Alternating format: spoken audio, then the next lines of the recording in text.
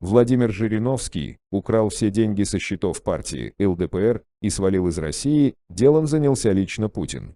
В последнее время все сообщение с Жириновским происходит по скайпу. Возможно, это из-за боязни заражения вирусом или болезни, но недавно появилась информация об отсутствии его в России. В свете обещаний помочь Трампу, это кажется правдой. Уехать Жириновскому тоже есть куда. За границей у родственников имеется недвижимое имущество. Его сына, Игоря Лебедева, даже называют русским Дональдом Трампом из-за владения всевозможными домами, квартирами и земельными участками в разных точках мира. Снова фигурирует бывший американский президент. Тем более недвижимость в той стране у родных Жириновского есть тоже. Границы сейчас открыты. Вылеты разрешены. Жириновский с сыном оба имеют второе гражданство. Правда, не в США, Испании. Лебедев имеет право работать в США. Известно, что постоянная прописка Жириновского в Москве. Подтвержденной информации о его перемещении за границу нет. Но есть его предложение сняться в фильме «Один, дома 2». Потерянный в Нью-Йорке, вместо Дональда Трампа. Многие американцы ополчились на бывшего президента. Дошло до абсурда, в интернете возникла активная дискуссия с предложением вырезать кадры с фильма, где он снимался. Дело происходило в его отеле. Съемочной группе нужно было получить разрешение на проведение видеоработ. Трамп согласился на это с условием, его снимут в фильме. Против никто не выступил. Так и сделали. Прошло 30 лет. Некоторые стали вспоминать, что Дональд заставил снять его в фильме. Теперь все одобрили монтаж, где Калкин разговаривает с пустотой. Многие предложили вставить в это место взрослого Макалея Калкина. Не остался в стороне Жириновский, он выложил в сеть коллаж со своим изображением вместо Трампа. «Я смогу заменить его в фильме. Если Америку так пугает его присутствие в нем. Тем более наша делегация как раз была в то время в Нью-Йорке», прокомментировал Владимир Вольфович. Очень похоже на странный намек. Комментарии Путина на этот счет и других политиков. Всем известен вспыльчивый нрав Жириновского. Каждый знает, что тот быстро найдет ответ на любой вопрос и вывернет все в свою пользу. Поэтому многие его не любили всегда. Ведь Жириновский не обделял вниманием никого. Известна двуличность Владимира Вольфовича. Например, сначала он заявлял о намерении вывести ЛДПР из Госдумы в связи с арестом Фургала, а затем выдал его правоохранительным органам. Видимо, было дано распоряжение сверху. Сам он также говорит о выполнении путинских указов. Что ему Путин скажет, это он митингующим толкует. Президент его поддерживает и ценит. Он знает о его авторитете перед народом и хороших дипломатических способностях. Поэтому все происходящее не обходится без одобрения президента. Но прямых комментариев от главы государства не поступало. Пресс-секретарь президента Дмитрий Песков, как обычно, не дал ответа на произошедшее. Он подчеркнул, что не имеет никакой реакции. Алексей Навальный много критиковал Жириновского. Еще пару лет назад он рассказал всю правду о его семье, о нем, о незаконных доходах.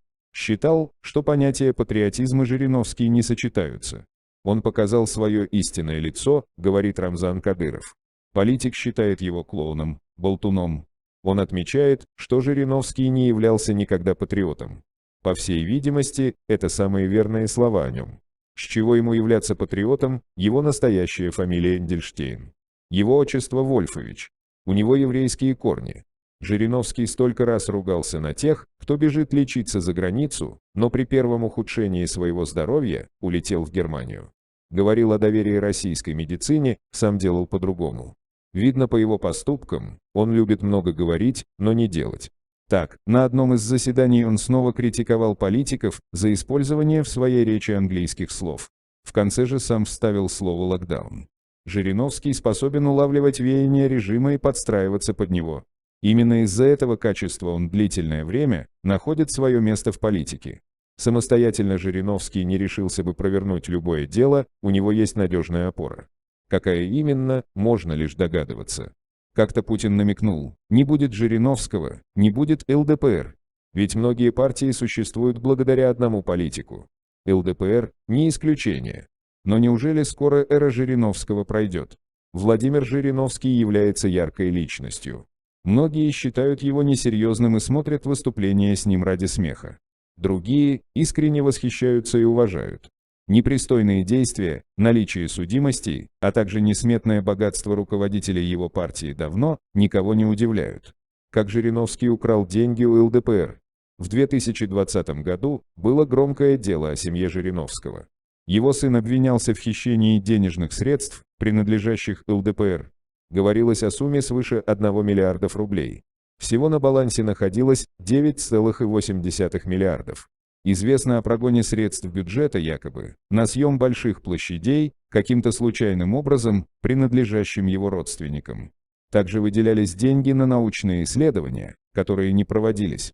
Таких примеров множество. В настоящее время многие компании родных Владимира Жириновского одновременно теряют большие суммы денег. Похоже, что кто-то пытается таким образом спрятать свои средства.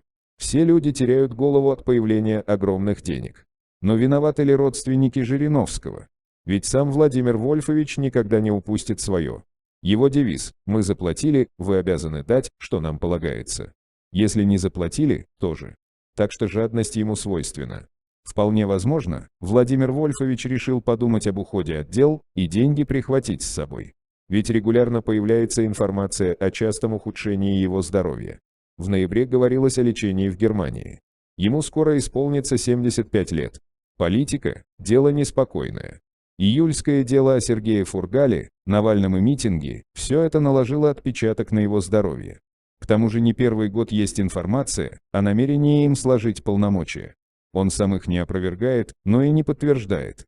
Но есть и другая сторона вопроса. Лишь ЛДПР поддержала пришествие Трампа к власти. Он даже выступал на митинге у посольства США в его поддержку. Тогда было отмечено, что при этом президенте не было развязано войны. Ни одной. Хоть Владимир Жириновский всегда плохо отзывался об Америке, но вероятность того, что он может лично приехать туда для помощи Трампу, есть. Не зря он сказал «крепитесь, за граница вам поможет», намекая на Россию. А может лично на себя. Также Владимир Вольфович советовал Трампу не отчаиваться, так как он непременно вернется еще в Белый дом. Были это обычные слова поддержки импонирующему человеку или намек на что-то, неизвестно.